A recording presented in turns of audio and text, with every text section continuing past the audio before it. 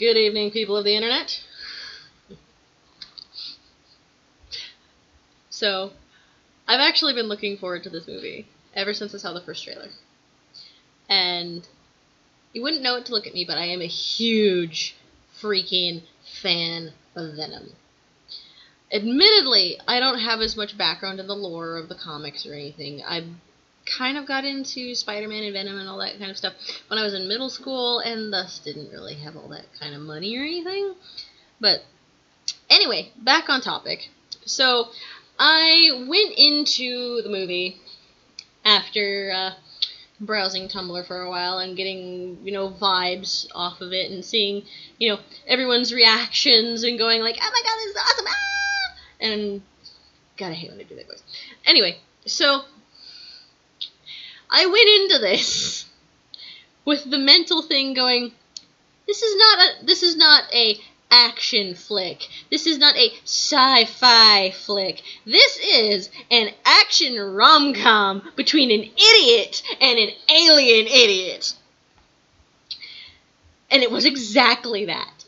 It was exactly that. And it was everything I have ever wanted out of a Venom movie. It is, like, I'll try not to spoil a whole bunch because there's a couple twists that happen that, like, caught me by surprise. That made me, ooh! But, overall, it was, I laughed so hard, I smacked my face on the chair in front of me because I was laughing. It was fantastic. But yeah, it is very much, it's very kind of got the 80s vibe to it.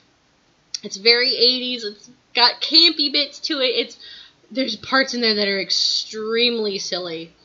And oh my god, Tom Hardy, he sold that so well. Like, and I came out of it unexpectedly really liking Dan. Like, the boyfriend character that comes in later with his ex is like, he's actually really nice. Like, he's not an asshole, he's not, like, there's not enough of a personality there to really decide, what kind of person he is. But the choices that he makes in relation to Eddie and the situation that's going on, very, very indicative of a good person. Like, straight up a good guy. And that was fantastic to me. Because a lot of times you get, the ex-boyfriend and the new boyfriend, and there's immediately, like, a rivalry or some, freaking dick measuring contest of bullshit, and it turns into some BS crap like that. But in this, it was very much like, Dan gets introduced, he's definitely a side character, you very immediately get introduced to the fact, like, oh, hey, he's a doctor.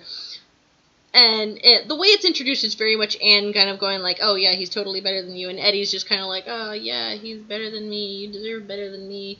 And it was kind of a painful moment, but it was also really sweet, and I felt really bad for Eddie, and I was just like, anyway, came out of that really liking Dan, and dear Lord, whoever the hell they got to voice act Venom, because I accidentally missed that bit in the credits. I should have paid better attention to that. Whoever the hell they got to voice act Venom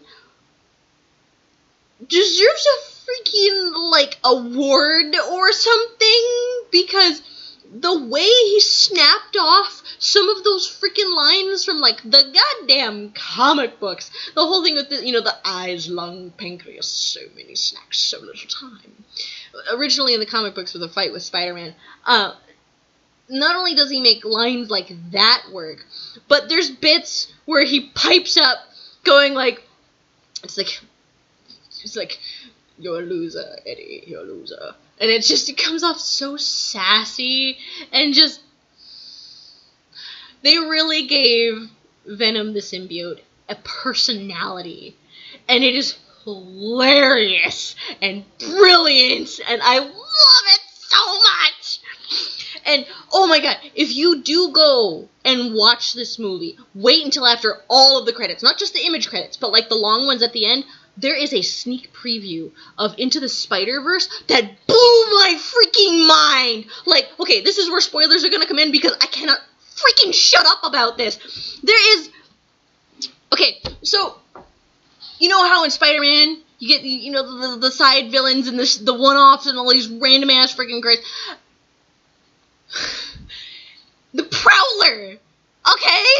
The freaking Prowler is in Spider-Verse! Like, the one where it's like, they didn't do anything to the design. He looks like he's straight out of the comic book with the stupid purple cape and the freaking claws. And, like, I'm freaking losing my mind. He's so well done. And it's so freaking funny with the whole scene. And just, I'm losing my goddamn mind with the Prowler introduction. Like, oh my god. Like, there's so many different ways that they could introduce why he's there and stuff. I'm just excited that he's there. Because the last time I saw anything of Prowler in any kind of media whatsoever was, like, back when I was in high school, okay? Like, at least a decade ago, okay? And it was a comic book from, like, the mid-90s or something that I picked up for, like, $2 at a Comic-Con. And he was fantastically hilarious character. Like, if anyone, you know, is a comic geek, you know who the Prowler is. But for those who don't know, he was a guy who was an inventor, but he worked as a window washer, and he made this invention to make his job easier. And it ended up... Stuff happened, basically, and he ended up losing his job as the window washer, and at the same time, a bounty was on Spider-Man's head, and Prowler was like, well, I gotta do freaking something, and ended up basically modifying his window washing gear to become Super Vigilante gear. He's basically Batman in Marvel. He's the gadget guy. Without a drinking problem, because Tony Stark's got the whole gadget and drinking problem thing. Batman is the angst and gadget thing, and then Prowler's just like, hey, I'm a gadget dude, and I do a thing. And it's just like, I literally have a headache from screaming and freaking out. I was so much louder earlier, oh my god. Freaking out in the parking lot, going, oh my god, the freaking... But... and like, oh, there's so much good stuff in that movie. I'm going back, and I'm going to see it in IMAX before it leaves theaters, because holy shit, that was everything I wanted out of a Venom movie, plus the amazing, like, after credit scene. Oh, it's so good. It was so good, it's so good, it's so good, it's so good, it's so good. I'm so happy. It makes me smile. But yes, so Venom is not, you know, an action-adventure sci-fi movie. If you go in expecting, you know, action-adventure sci-fi like it's some kind of, you know, Indiana Jones crossed over with Star Wars type of thing, you're not really gonna like it. It doesn't have the story needed to carry something like that. But if you're going in there and you're going, I'm going to see a cool car chase, and I'm going to see an idiot meet an alien idiot, and they're going to end up being, like, bickering roommates that end up becoming friends. And then they end up somehow saving the world, because stuff happens. And then end up living together afterwards as basically, like, boyfriend body-sharing roommates. You're going to have a good time. It's fun. It's really fun. Like, I have not had this much fun watching a movie since I saw the original Pacific Rim. Okay? And I know that's saying a lot, but I got the same energy, the same vibe, the same pumped up, like, oh my god, this is so, yeah, from Venom as I did the first Pacific Rim. There's so much good going in there. It is very much like B-movie, 80s, random bullcrap, but it's so good. Don't go to this movie thinking, oh, it's gonna be like freaking Rocky 5 or anything like that. It's like if you did Adam Sandler's 50 First Dates and smushed it with iRobots. That's just the comparison off the top of my head, and I'm just giggling at the idea of it. But yeah, don't go in there with expectations of a strong story. Don't go in there with expectations of, oh, we're gonna get blood, guts, and gore. Don't go in... Oh, hi, cat. Sorry. Don't go in there going, you know, this is gonna be the action adventure of the year. No, this is an action rom-com. This is an action rom-com between an idiot and an alien idiot who end up in a body-sharing boyfriendship. It's hilarious, and I love it.